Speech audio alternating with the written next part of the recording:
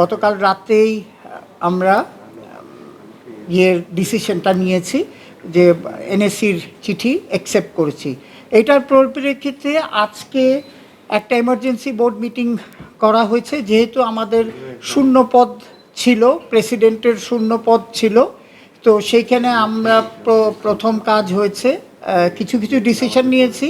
তার মধ্যে হচ্ছে যে আমাদের আমিনুল ইসলাম বুলবুল সাহেব আমাদের নতুন প্রেসিডেন্ট নির্বাচিত হয়েছে, এবং সাথে সাথে আমাদের যে আগে আপনারা জানেন যে ভাইস প্রেসিডেন্টের পদগুলি খালি ছিল, সেখানেও নির্বাচন করা হয়েছে, এবং ভাইস প্রেসিডেন্ট উনি হয়েছে আমাদের নাজমুল আবেদিন ফাহিম, এবং দুই নম্বর হচ্ছে ফাহিম সিনা।